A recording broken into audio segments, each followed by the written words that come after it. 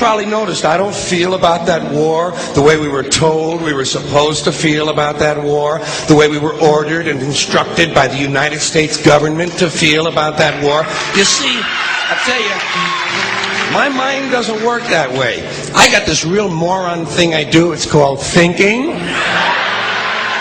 And I'm not a very good American because I like to form my own opinions. I don't just roll over when I'm told to.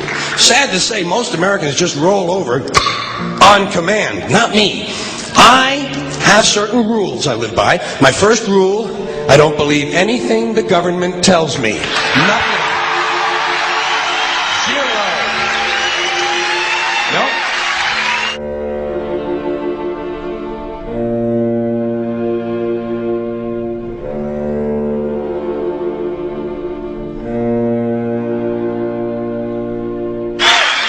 And I don't take very seriously the media or the press in this country, who in the case of the Persian Gulf War were nothing more than unpaid employees of the Department of Defense, and who most of the time function as kind of an unofficial public relations agency for the United States government. So I don't listen to them. I don't really believe in my country. And I gotta tell you folks, I don't get all choked up about yellow ribbons and American flags. Now, to balance the scale, I'd like to talk about some things that bring us together.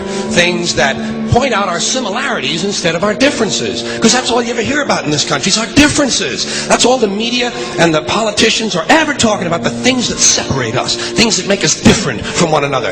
That's the way the ruling class operates in any society. They try to divide the rest of the people. They keep the lower and the middle classes fighting with each other so that they, the rich, can run off with all the fucking money.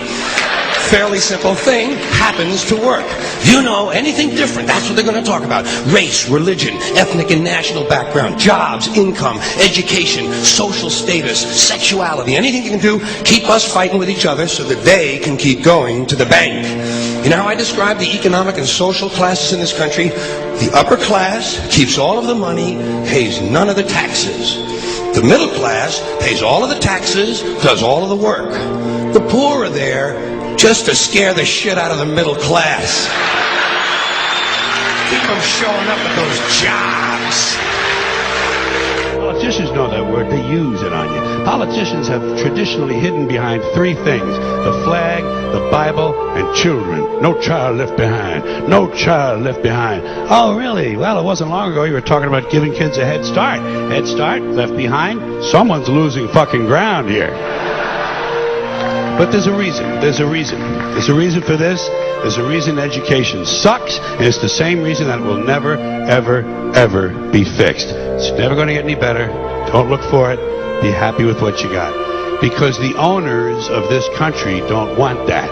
I'm talking about the real owners now. The big, the wealthy, the real owners, the big wealthy business interests that control things and make all the important decisions. Forget the politicians. They're irrelevant. The politicians are put there to give you the idea that you have freedom of choice. You don't.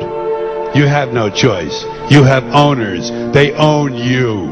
They own everything. They own all the important land. They own and control the corporations. They've long since bought and paid for the Senate, the Congress, the state houses, the city halls. They got the judges in their back pockets, and they own all the big all the big media companies. So they control just about all of the news and information you get to hear. They got you by the balls.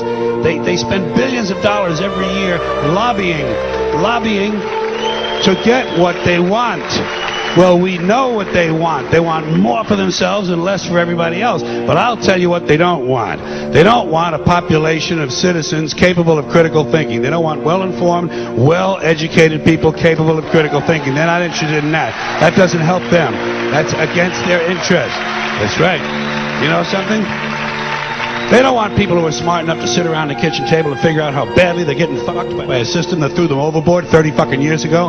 They don't want that. You know what they want? They want obedient workers. Obedient workers. People who are just smart enough to run the machines and do the paperwork, and just dumb enough to passively accept all these increasingly shittier jobs with the lower pay, the longer hours, the reduced benefits, the end of overtime, and the vanishing pension that disappears the minute you go to collect it. And now they're coming for your Social Security money. They want your fucking retirement money. They want it back.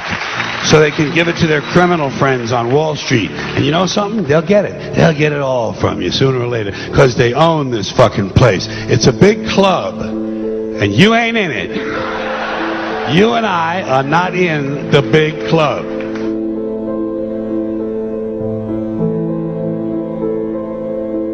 The greatest form of control is where you think you're free when you're being fundamentally manipulated and dictated to. One form of dictatorship is being in a prison cell and you can see the bars and touch them. The other one is sitting in a prison cell but you can't see the bar, you think you're free. What the human race is suffering from is mass hypnosis. We are being hypnotized by people like this. Newsreaders, politicians, teachers, lecturers. We are in a country and in a world that is being run by unbelievably sick people. The chasm between what we're told is going on and what is really going on is absolutely enormous.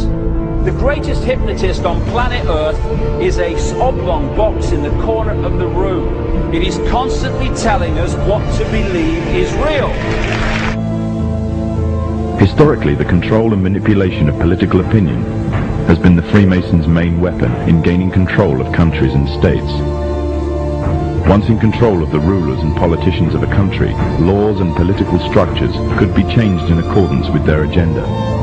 However, since restricting the body does not necessarily mean restricting the mind, the Freemason recognizes that their plan for a global government hinges completely on subduing the masses to their agenda, and thus eliminating opposition to their cause.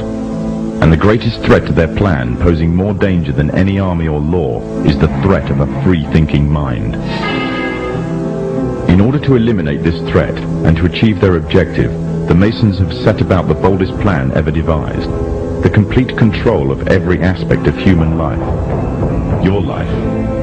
And the weapons they are using against you are in your very homes, entertaining you and your children, and gradually indoctrinating you without you even realizing.